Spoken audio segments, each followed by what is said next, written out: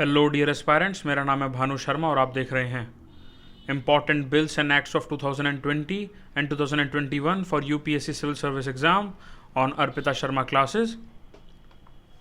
आज के इस लेक्चर में हम बात करेंगे ड्राफ्ट एंटी ट्रैफिकिंग बिल 2021 के बारे में।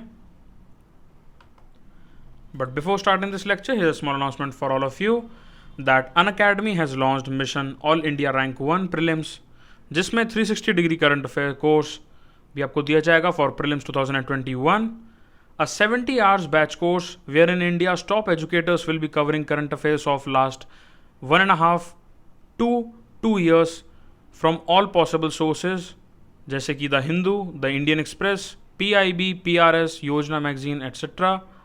आज ही अनअकैडमी प्लस सब्सक्राइब करें because this batch is starting from 8th of September 2021 and apply the code ARPITA10 ARPITA10 to get 10% discount. Unacademy also brings raise your hand feature. अब आपको class के बीच कोई भी डाउट आए, आप रेज कर सकते हैं रेज योर हैंड फीचर का इस्तेमाल करते हुए। ऑल्सो इसको यूज कर आप अपने एजुकेटर से अपने डाउट को क्लियर कर सकते हैं। Talk with your favourite educator and get your doubts solved right in the class. Links to substitute are given in the description box of this lecture. So hurry, apply the code ARPITA10 to get 10% discount.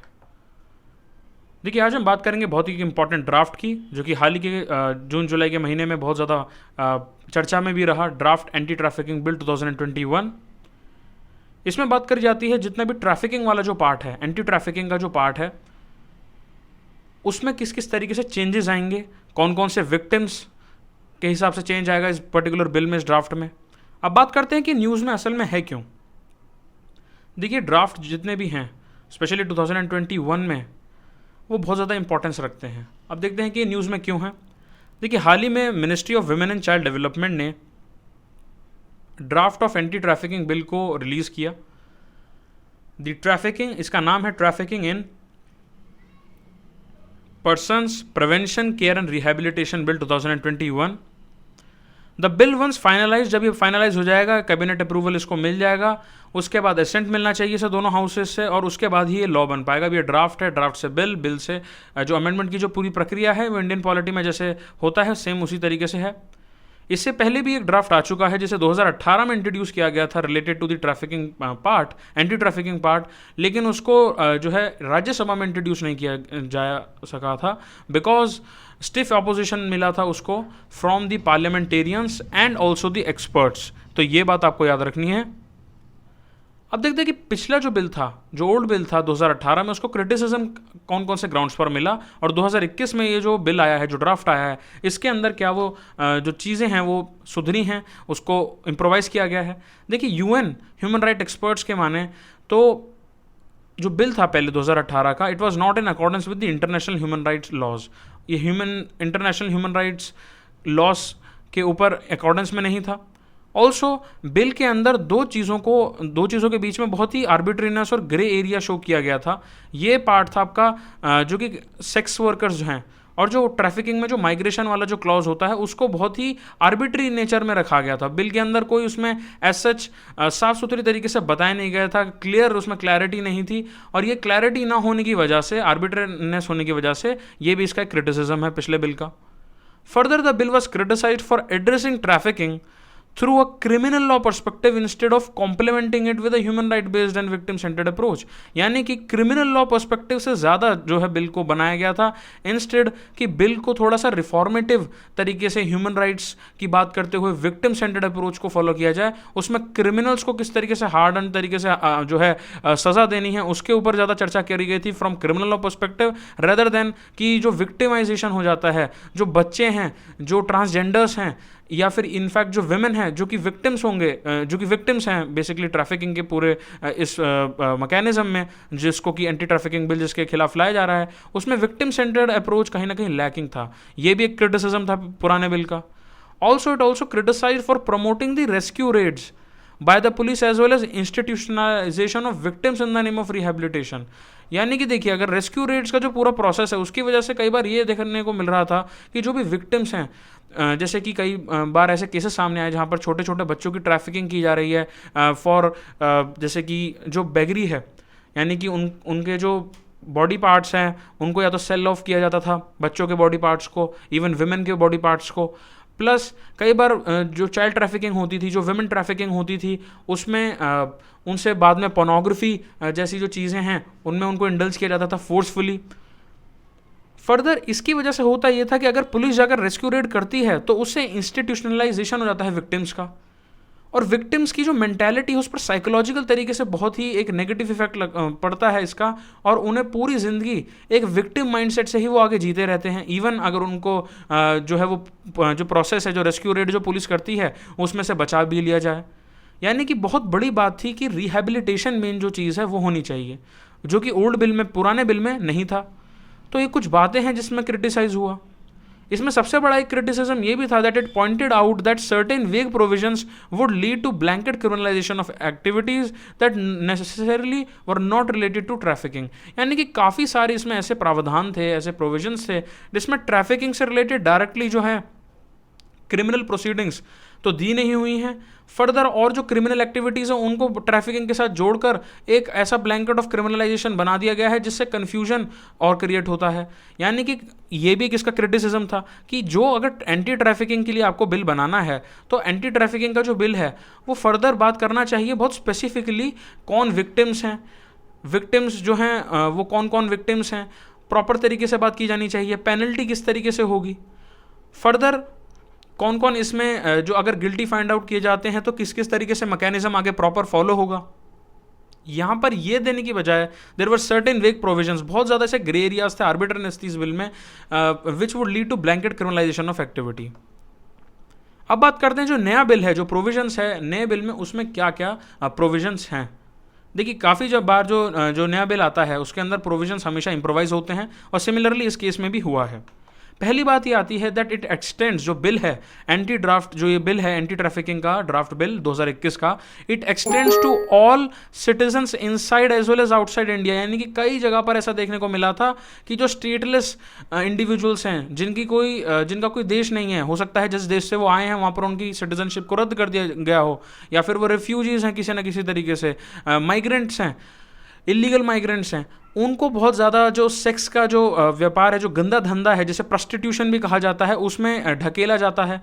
इसीलिए जो पिछला जो bill था उसमें clause नहीं था, उसमें केवल क्लॉज था कि इंडियन सिटीजन्स, लेकिन यहाँ पर बात करिएगी कि Indian citizens as well as outside India जो रहते हैं उनके लिए भी एक्सटेंड होगा ये। आउटसाइड का मतलब है अगर बाहर से, जैसे मान लीजिए रेफ्यूजीज हैं या इलीगल माइग्रेंट है या फिर किसी की सिटीजनशिप रद्द हो गई है, जो वो किसी देश में रहते थे, ज़्यादातर ये देखने को मिलता है बांग्लादेश, भूटान, नेपाल से जो तस्करी होती है या जो प्रोस्टिट्यूशन के जो रैकेट्स होते हैं वहाँ पर ये फिनोमेना बहुत देखने को मिलता है। तो उस केसेस में वो विमेन और जो बच्चे हैं, जो चिल्ड्रन हैं, उनकी भी प्रोटेक्शन बहुत इंपॉर्टेंस रखती है। तो आउटसाइड का भी प्रोविजन इस नए बिल में है। Also person on any ship or aircraft registered in India, ये क्लॉज आपको याद रखना है, in India wherever it may be or carrying Indian citizens wherever they may be. यानी कि अगर शिप पर, एयरक्राफ्ट पर जो कि इंडिया में रजिस्टर्ड है, उसमें अगर किसी भी तरीके का जो ट्रैफिकिंग होता है तो उसमें भी ये प्रावधान के अंडर आएंगे वो सभी के सभी एज ए विक्टिम्स। ये बहुत इंपॉर्टेंट है। ये देखिए, ये आप इनफैक्ट मेट्रोपॉलिटन सिटीज़ में जो भी ऑर्गेनाइज तरीके से क्रिमिनल एक्टिविटीज़ होती हैं as far as prostitution and illegal जो सेक्स वर्कर्स हैं, ये पूरा जो बड़े बड़े जिनको इवन रेड लाइट एरियाज़ भी बोला जाता है, ये इवन आप दिल्ली, मुंबई जैसे बड़े बड़े मेट्रोपॉलिटन सिटीज़ के अंदर भी ऐसे एरियाज़ हैं जहाँ पर स्पेशली फॉरेन नेशनल्स जो हैं उनको बंदी बनाकर रखा जाता है, उनको फोर्स किया जाता है, या वो लोग जो कि गरीब हैं, जो इलीगल तरीके से माइग्रेट होकर आ गए, या फिर जैसे कि बांग्लादेश से, भूटान से, नेपाल से, इवन इनफैक्ट उज़्बेकिस्तान, रशिया, यहाँ से जो स्टेटलेस पर्सन हैं जिनकी वहाँ पर सिटीजनशिप रद्द कर दी गई है किसी कारण से, या फॉरेन नेशनल हैं, उनको इंडिया में कुछ मेट्रोपॉलिटन सिटीज़ में बहुत ऑर्गेनाइज तरीके से जो है प्रोस्टिट्यूशन में ढकेला जाता है, उनकी ट्रैफिकिंग की जाती है। सो इसका भी प्रावधान हमारे इस नए बिल में है। अ फॉरेन नेशनल और अ स्टेटलेस पर्सन मतलब किसी का हो सकता है कोई जो है उनकी सिटीजनशिप रद्द कर दी गई है या फिर वो रिफ्यूजी के रूप में इंडिया में रह रहे हैं, इलीगल तरीके से भी हो सकता है, रिफ्यूजी कैंप्स में रह रहे हों, who has his or her residence in India at the time of commission of offence under this act, ये भी विक्टिम्स में आ सकते हैं under this provision of the new bill. The law will also apply to every offense of trafficking in persons with cross border implications as well। पहले क्या था कि देखिए ट्रैफिकिंग अगर हो रही है, सपोज कीजिए गुजरात में जो है बच्चों की ट्रैफिकिंग हुई और उन बच्चों के बाद में ऑर्गन्स को जो है as per the organised crime, जो कि नहीं होना चाहिए वैसे, लेकिन ऐसा मान लीजिए एक हाइपोथेटिकल सिनेरियो में उनकी जो ऑर्गन्स हैं उनकी ट्रेडिंग होगी, उस ट्रेडिंग में गुजरात में बच्चों को यहाँ पर लिया जाता है और उनको वापस ले जाया जाता है सपोज कीजिए दिल्ली में, यानी कि पूरा ट्रैफिकिंग का जो पार्ट है, ये यहाँ पर जो प्लेस है वो P1 से P2 हो चुकी है। और इसको ये ट्रैफिकिंग के अंदर, ऑर्गेनाइज्ड क्राइम के अंदर एक बहुत ही बड़ा रोल प्ले करता है कि अगर आप प्लेसेस को बदल देते हैं, स्पेशली बच्चे जो होते हैं उनके पास इतना ज़्यादा मेच्योरिटी नहीं होती है कि वो प्रॉपर तरीके से चीज़ों को समझ पाएँ। इनफैक्ट विमेन, यानी कि जो भी वीक होंगे सोसाइटी में, जो जिनकी पावर जो है उनसे छीन ली जाएगी किसी भी तरीके से, जैसे ऑर्गेनाइज्ड क्राइम में यहाँ पर ट्रैफिकिंग के केस में हो रहा है, अगर एक प्लेस से दूसरी प्लेस पर जाकर आप उन्हें बेच देते हैं तो ये बहुत ही इसका जो नेगेटिव इम्पैक्ट आ रहा था सामने। लेकिन पिछले बिल में इसकी बात तो करी गई थी कि प्लेस 1 और प्लेस 2, लेकिन अब यहाँ पर देखिए गुजरात और दिल्ली बहुत दूर है, दूर दूर पर तो होता ही है ट्रैफिकिंग, बट फर्दर कुछ जगह पर कुछ केसेस में ऐसे भी सामने आया अभी हाल ही के 10 से 5-10 सालों में कि जो क्रॉस बॉर्डर इम्प्लीकेशंस है वो भी देखने को मिलते हैं। इनफैक्ट सपोज कीजिए जैसे महाराष्ट्र है, तो महाराष्ट्र का एक पार्ट से लेकर दूसरे पार्ट पर यहाँ पर भी छोटे छोटे क्लस्टर्स में भी ट्रैफिकिंग होती थी। इस ट्रैफिकिंग का मतलब है कि इंटर स्टेट ट्रैफिकिंग भी इसमें शामिल होगी, नॉट जस्ट कि एक स्टेट से दूसरे स्टेट में, बट इनफैक्ट स्टेट के अंदर भी, इंटर स्टेट भी और इंट्रा स्टेट भी। तो ये क्रॉस बॉर्डर इम्प्लीकेशंस को का भी प्रोविजन है इसमें। अब बात आती है कि ये तो सारे प्रोविजंस आ गए इसमें कि कौन कौन विक्टिम्स हैं। अब बात करते हैं विक्टिम्स कवर्ड, स्पेशली कौन कौन से विक्टिम्स इसमें कवर होते हैं और क्यों कवर होते हैं। देखिए इसमें केवल प्रोटेक्शन ऑफ विमेन की बात नहीं करी गई है, चिल्ड्रन की बात नहीं करी गई है, बट इसमें ट्रांसजेंडर्स को भी इंक्लूड करा गया है, जो कि बहुत ही ज़्यादा रिफॉर्मेटिव स्टेप है। बिकॉज देखिए अगर हम देखें हमारे देश में मेजॉरिटी में जो ट्रांसजेंडर हैं उनके पास कोई ऐसी जो एम्प्लॉयमेंट अपॉर्चुनिटीज़ होती नहीं है खास जिसमें कि रिस्पेक्ट हो। ये कड़वा सच है लेकिन ये सच्चाई है। ज़्यादा ट्रांसजेंडर जो हैं अगर आप देखते हैं तो ट्रांसजेंडर्स जो हैं ज़्यादातर इसी तरीके के जो फोर्स प्रोफेशंस हैं जैसे प्रोस्टिट्यूशन, उसी में वो किसी ना किसी तरीके से स्ट्रैंगल्ड अप होते हैं। इसीलिए ये ट्रांसजेंडर्स को भी, और ट्रांसजेंडर्स के पास भी पहले ये प्रोविजन में नहीं थे, तो ये भी बहुत डिसएडवांटेज थी एडेड। लेकिन अब इस बिल के माध्यम से ट्रांसजेंडर्स को भी इंक्लूड करा गया है as far as this bill is concern, this draft is concern. और इसमें एक और नया फैक्ट इसमें जुड़ा हुआ है that transgender as well as any person, अब इस पर्सन में मेल भी आ सकते हैं, who may be a victim of trafficking. देखिए ट्रैफिकिंग का विक्टिम पार्ट कई बार फॉर गे पोर्नोग्राफी के लिए भी यूज़ किया जाता है, जो इवन मेल्स का भी इसमें यूज़ किया जाता है, विमेंस का तो और चिल्ड्रंस का तो ट्रैफिकिंग में और प्रोस्टिट्यूशन में, पोर्नोग्राफी में। ये जो है इसको बहुत बुरी तरीके से ऑर्गेनाइज्ड क्राइम में जो है मैकेनिज्म के रूप में झोंका ही जा रहा है। But in fact there are many instances जहाँ पर गे पोर्नोग्राफी के लिए भी इवन मेल्स को भी जबरन ट्रैफिक किया जा रहा था, और ट्रांसजेंडर भी इस क्लॉज में। तो ट्रैफिक के लिए, ट्रैफिकिंग से हटाने के लिए विमेन के लिए भी अब क्लॉज है, बच्चों के लिए भी क्लॉज है, चिल्ड्रन के लिए भी, ट्रांसजेंडर के लिए भी, as well as any person who may be a victim of trafficking. तो ये भी आपको बात याद रखनी है। It also does away with the provision that a victim necessarily needs to be transported from one place to another and then उसको victim बोला जाएगा। देखिए जैसे मैंने आपको पहले बताया, P1 से लेकर P2 पर जाना केवल एक ट्रैफिकिंग का पार्ट नहीं है। हो सकता है ट्रैफिकिंग जो हो वो इंट्रा स्टेट हो या इंटर स्टेट भी हो सकता है। इनफैक्ट हो सकता है कि ट्रैफिकिंग के लिए कहीं पर ट्रांसपोर्टेशन की ही ना गई हो, जो ट्रांसपोर्टेशन है वो की ही ना गई हो, जो है as far as the victim part is concern. और विक्टिम्स का जो डेफिनेशन है उसको भी इसमें चेंज कर दिया गया। कई बार केसेस में ऐसा भी देखने को मिला है कि जो फोर्स तरीके से प्रोस्टिट्यूशन में ढकेला जाता है विमेन को या चिल्ड्रन को, या फिर इनफैक्ट पोर्नोग्राफी या स्लेवरी से रिलेटेड जितने भी ये जो बुरी चीज़ें हैं, जो ऑर्गेनाइज्ड क्राइम है, उस केस में ट्रांसपोर्ट कभी कभार किया भी नहीं जाता था काफ़ी केसेस में, बिकॉज ट्रांसपोर्टेशन से जो पुलिस है वो रेस्क्यू रेड्स ऑपरेशन को अंजाम दे देती थी। तो जो लोग इसमें जो क्रिमिनल्स थे वो इसको समझ चुके थे कि अगर वो ट्रांसपोर्ट करेंगे तो खतरा बढ़ जाएगा पुलिस के द्वारा पकड़े जाने का। इसलिए पुलिस के द्वारा पकड़े जाने के खतरे को कम करने के लिए बंकर्स में और वेयर हाउसेज में इस तरीके से विमेन को, चिल्ड्रन को, विक्टिम्स को, बेसिकली ट्रांसजेंडर्स को ट्रैफिकिंग के दौरान ही जो है उनके साथ ये इस तरीके का क्राइम किया जाता था। यानी कि ट्रांसपोर्ट मत कीजिए लेकिन उनके साथ क्राइम कमिट कर दीजिए। This was the mentality of the criminals. और इसको हटाने के लिए ही ये जो बिल है इसके अंदर ये भी प्रावधान है कि विक्टिम का मतलब केवल वो विक्टिम नहीं जो एक पर्टिकुलर प्लेस से दूसरी पर्टिकुलर प्लेस पर ट्रैफिक किया गया, ट्रांसपोर्ट किया गया, बट ऑल्सो जिसको एक पर्टिकुलर एरिया में रखकर उसके साथ क्राइम जो है कमिट किया गया है। तो ये भी इसमें प्रोविजन में आता है। अब बात करते हैं कि एक्सप्लॉयटेशन को लीगल जो है टर्मिनोलॉजी में किस तरीके से एक्सप्लेन किया जा सकता है। कि एक्सप्लॉयटेशन तो ठीक है कि एक्सप्लॉयटेशन आपने बता दिया एज पर दिस बिल, लेकिन इसकी प्रॉपर डेफिनेशन क्या है? बिकॉज देखिए जब भी हम बात करते हैं इंडियन पॉलिटी की या लीगल स्ट्रक्चर की या लेक्स रेक्स की बात करते हैं तो लीगल फिलॉसफी या लीगल जो टर्मिनोलॉजीज हैं उसमें एक एक जो टर्म है लॉ हैज़ नो सिनोनिम्स और उसको आपको समझना होगा।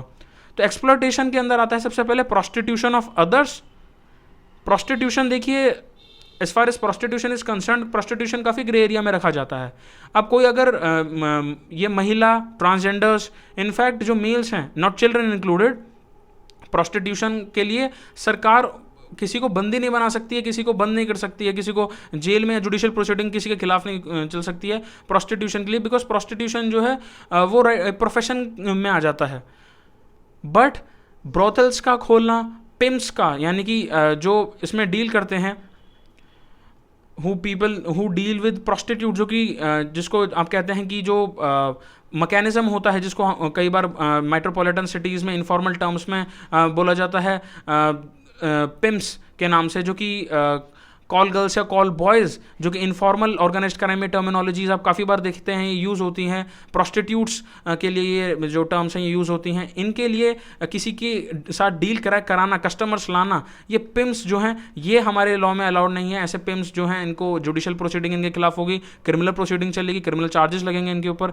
बट अगर कोई प्रोस्टिट्यूशन करना चाहता है या करना चाहती हैं तो उसके लिए आप नहीं रोक सकते हैं। ब्रोदल्स को मना है, पिम्स जो हैं जो डीलिंग करते हैं, कस्टमर्स लाते हैं, ये मनाही है, ये क्रिमिनल, ये क्राइम है इंडिया में। बट प्रोस्टिट्यूशन बिकॉज वो एक पार्ट आ जाता है प्रोफेशन का, बिकॉज यहाँ से अगर कोई चाह रहा, किसी को नौकरी नहीं मिल रही है, तो ये जो प्रोस्टिट्यूशन वाला जो पार्ट है ये बहुत ही एक ग्रे एरिया और बहुत ही क्रिटिकल पार्ट है, इसको मनाही नहीं की हुई है।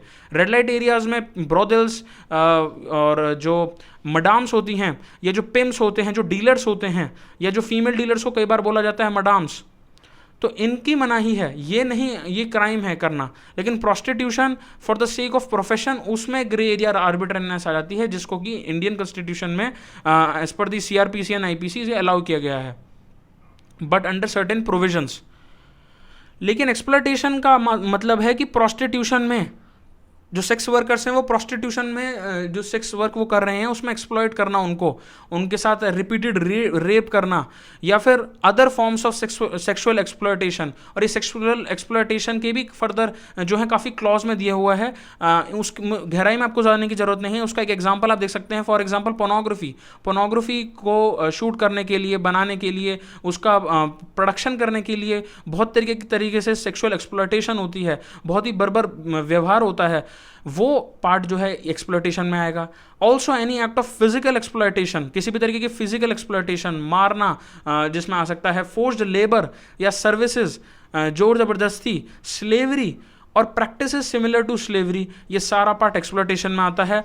फोर्स्ड रिमूवल ऑफ ऑर्गन्स, यानी कि जो अंग हैं, जो आपके जो ऑर्गन्स हैं, जो वाइटल ऑर्गन्स हैं, उनका फोर्स्ड रिमूवल, किसी तरीके का सेडेटिव आपको दे दिया गया, उसके बाद आप बेहोश हो जाते हैं, आपका ऑर्गन निकाल लेना, ये forced removal of organs. Also illegal clinical trials, clinical drug trials, जो कि कोविड-19 में बहुत हमें देखने को मिले, ये भी एक्सप्लॉयटेशन में आता है, जहाँ पर लोगों को ज़बरदस्ती इलीगल तरीके से उनके ऊपर जो ड्रग ट्रायल्स किए गए, इलीगल बायोमेडिकल रिसर्च, ये सारा पार्ट एक्सप्लॉयटेशन में आता है। यहाँ पर जो सबसे ज़्यादा क्रिटिकल और सबसे ज़्यादा एक ऐसा पार्ट है जो कि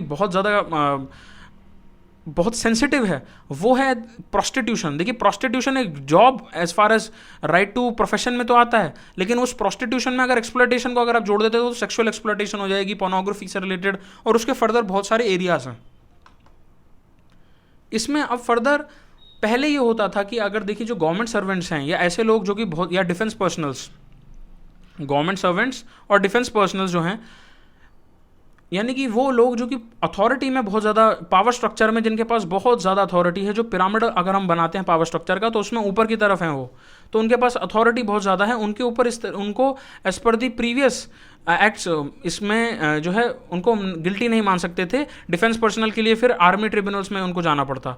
बट यहाँ पर अब ऑफेंडर्स में इस as per the new bill offenders will also include defence personnel हो या फिर गवर्नमेंट सर्वेंट हो, कोई डॉक्टर हो या पैरामेडिकल स्टाफ हो या कोई भी हो जो भी पोजीशन ऑफ अथॉरिटी में है, अगर उनको उनके खिलाफ क्रिमिनल प्रोसीडिंग चल सकती है अगर वो ऑफेंडर हैं as per this anti trafficking bill.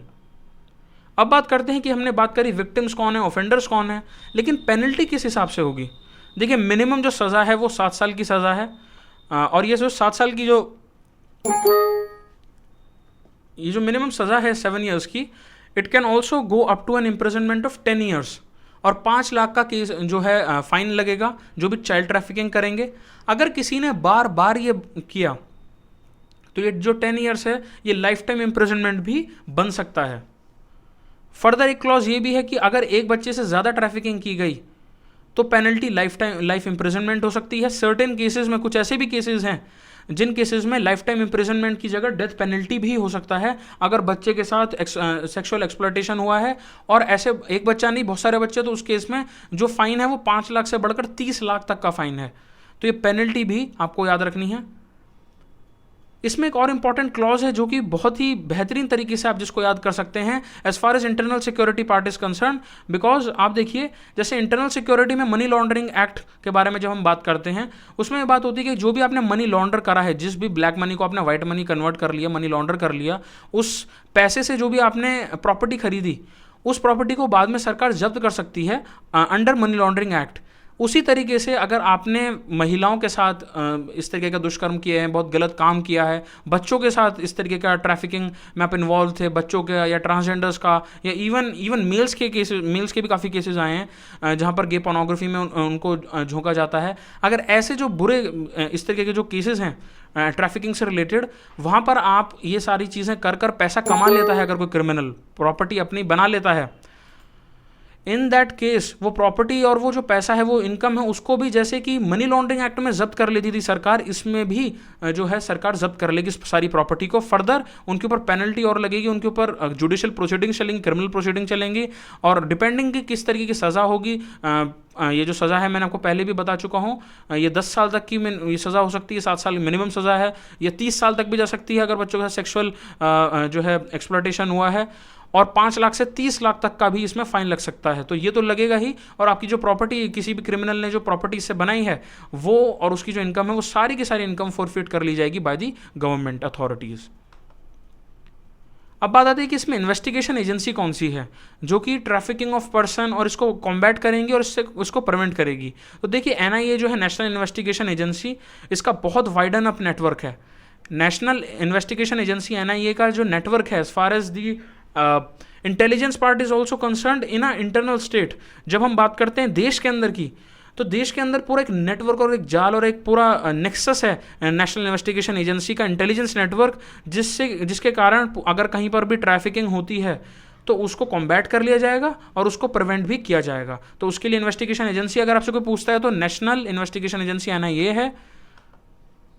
Also जब ये लॉ बन जाएगा, यानी कि ये ड्राफ्ट से बिल और बिल से अमेंडमेंट आ जाता है, यानी कि लॉ बन जाता है, इनेक्ट हो जाता है, तो सेंटर जो है इसको नोटिफाई भी करेगा, plus centre national anti human trafficking committee, जिसको कि NASTC बोला जाएगा आगे, इसको भी इस्टेब्लिश करेगा, जिससे कि जो प्रॉपर इंप्लीमेंटेशन है इस लॉ की, देखिए लॉ बनाना एक अलग चीज़ है लेकिन उसको रियलिटी में इंप्लीमेंट करना भी एक अलग चीज़ है।